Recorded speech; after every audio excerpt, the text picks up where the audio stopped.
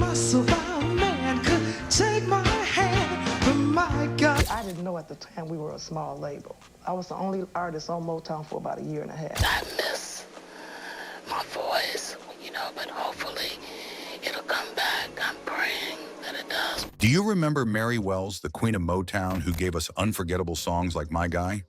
She was a superstar in the 1960s, but what happened to her after that? I put a lot of time in my career, and I've been singing all my life. I don't know any other trade, and I miss it dearly. Why did her fame fade so quickly? Did you know her life ended in heartbreak and struggle? Let's take a look at the highs and lows of Mary Wells' life and find out what really happened to her. I was the only artist on Motown for about a year and a half. The other label was Tamlin. It was You were the first artist signed on Motown, is that correct? And I was the only one on there for a year and a half. Mary Esther Wells was born on May 13th, 1943, near Detroit's Wayne State University. She grew up in a tough situation. Her mother worked as a house cleaner, and her father was not around much. You got a little ghetto girl with a working mother, no father in the house, and poor as poor can get. Mary was one of 3 children. When she was only 2 years old, she got very sick with spinal meningitis. This illness left her partially blind, deaf in one ear, and with temporary paralysis. At age 10, she got tuberculosis too. Her early years were full of pain, illness, and poverty. Mary and her family lived in a poor neighborhood called Black Bottom. Despite all the struggles, Mary was a hard worker. By the time she was 12, she was helping her mother with house cleaning jobs.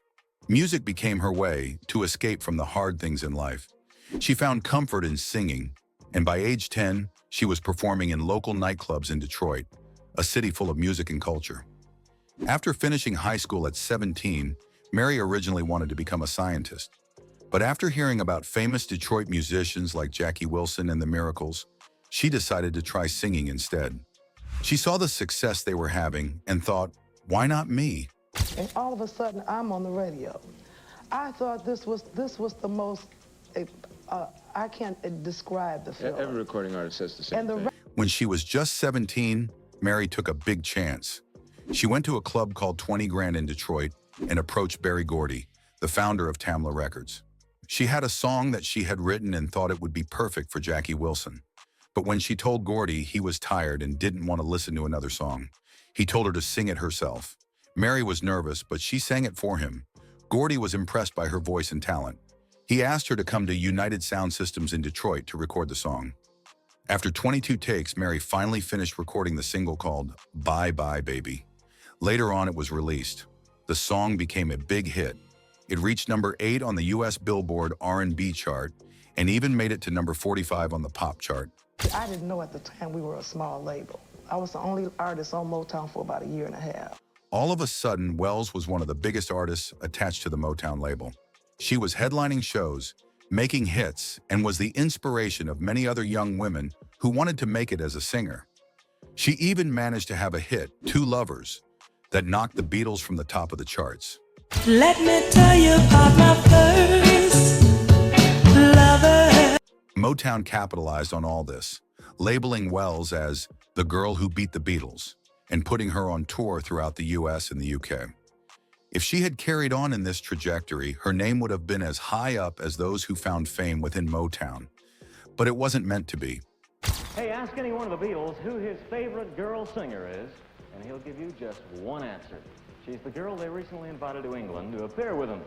The girl with a very much imitated vocal style. And here with her first million seller, My Guy, is Miss Mary Wells. Shortly after reaching stardom, she was also reportedly angry that the money made from My Guy was being used to promote the Supremes, who had found success with Where Did Our Love Go?, just as My Guy was promoted, using the profits from another earlier hit Motown song.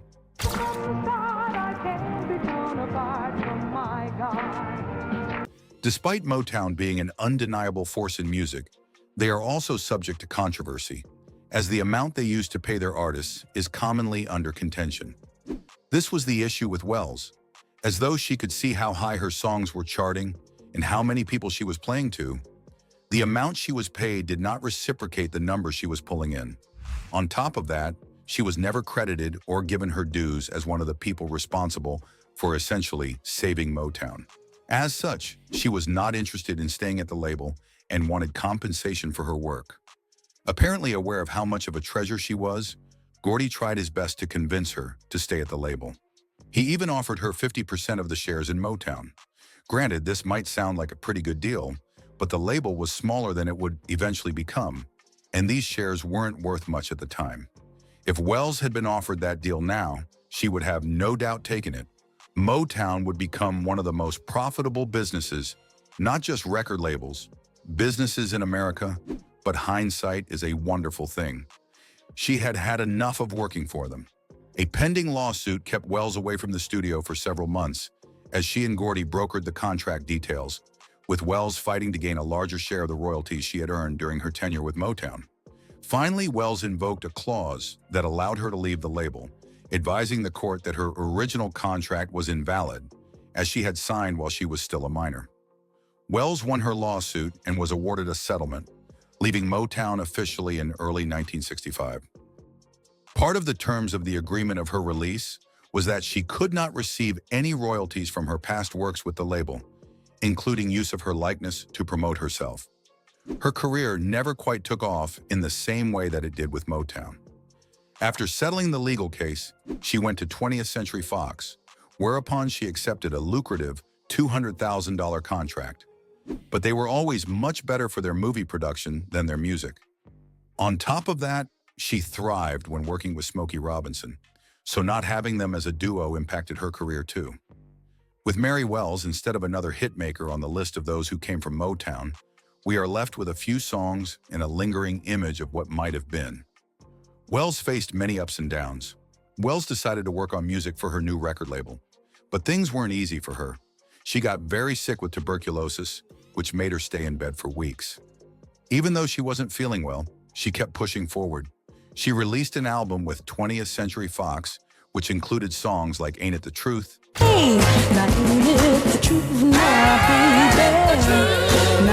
Use Your Head,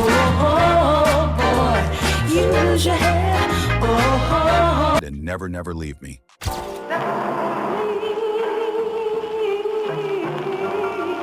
Sadly, the album didn't do well, and even her Beatles tribute album flopped. Later on, she joined a new label called Atco, which was part of Atlantic Records. This time, she worked with a producer named Carl Davis. Together, they made a hit song called Dear Lover. It did well on the R&B charts and became a small success on the pop charts too. But Mary couldn't find another big hit after that.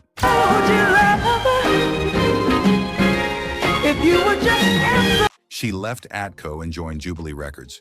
There, she made a song called The Doctor, which she co-wrote with her husband, Cecil Womack.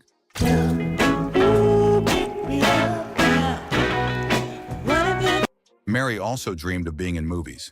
In 1967, she had a small role in a film called Catalina Caper, but her movie career didn't take off. She kept trying to find success in music, signing a short deal with Reprise Records.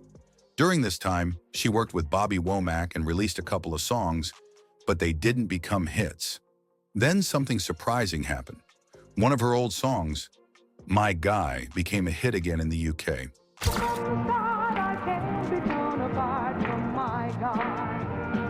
It reached number 14 on the charts. Mary went to England to promote the song and even appeared on a popular TV show called Top of the Pops. It felt like her career might be starting over, but Mary had different plans. She decided to stop making music. She wanted to focus on her family and live a quieter life. When it comes to her personal life, Mary got married twice. Her first marriage was in 1960 when she was just 17 years old. She married Herman Griffin, a backup singer at Motown. Sadly, this wasn't a happy marriage. Mary later said she went through a lot of pain during this time. Herman made her focus on her career so much that she had to make hard choices, including having 2 abortions. By the time she was 19, their marriage was over. Her second marriage was to Cecil Womack, part of a well-known gospel singing family. They had 3 children together, Cecil Jr., Stacy, and Harry. But this marriage also had problems. Mary struggled with depression and even tried to end her own life during this time. In 1977, she divorced Cecil. Later, she had another child, Sugar, while in a relationship with Cecil's brother Curtis. By the late 1970s, Mary was trying to restart her music career. She signed a deal with Epic Records and released an album called In and Out of Love. One of the songs, Gigolo, became a hit and brought her back into the spotlight for a while.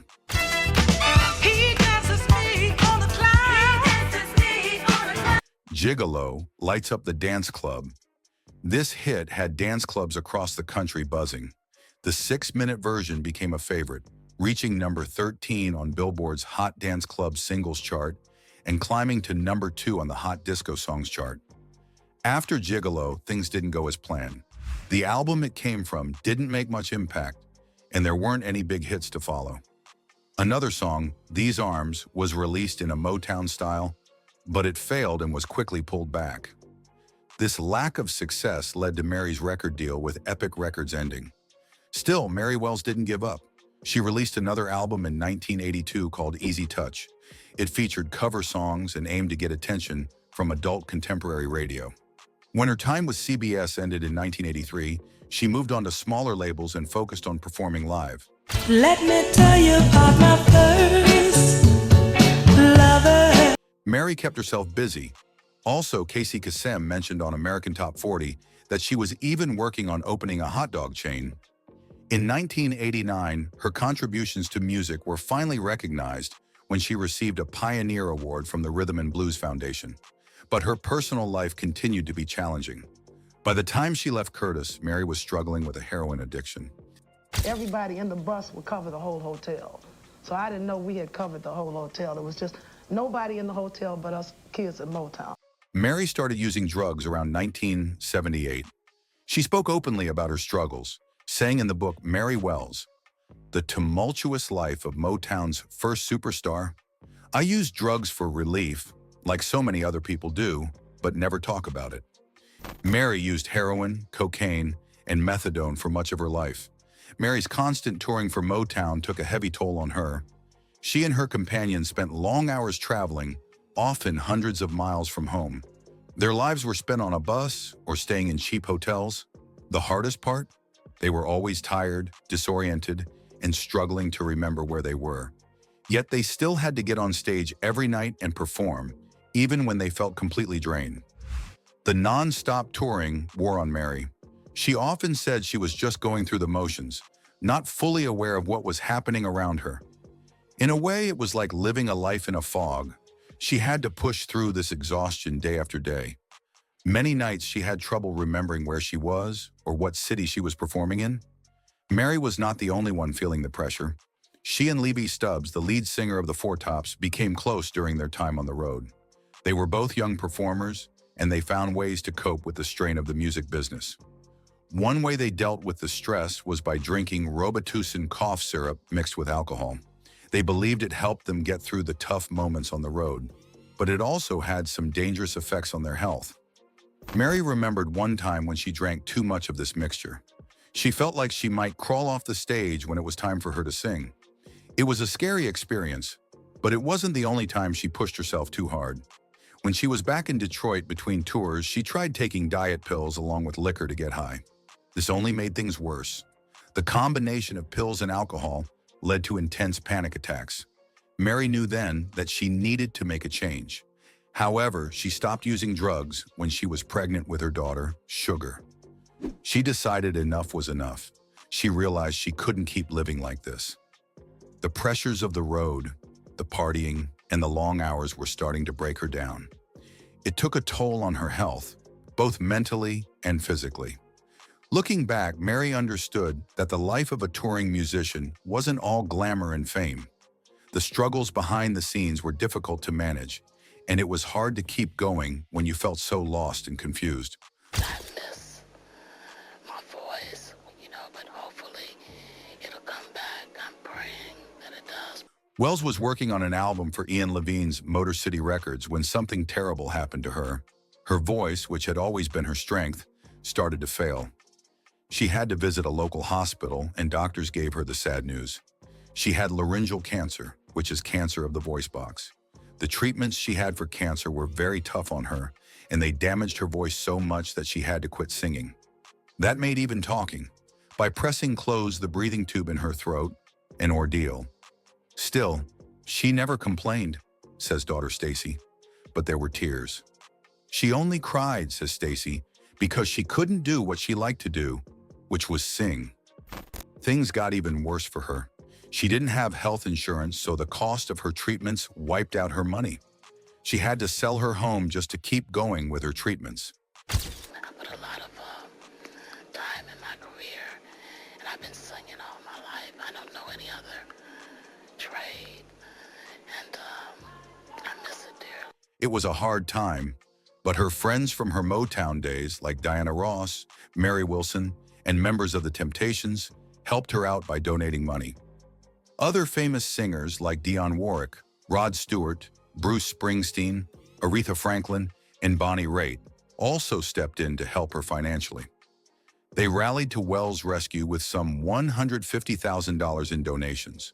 For Wells, who by then had been threatened with eviction from her San Fernando Valley home, the slide into hard times was, in many ways, the end of a journey gone full circle. To show her love and support, Anita Baker, another R&B singer, held a special concert to raise money for Wells.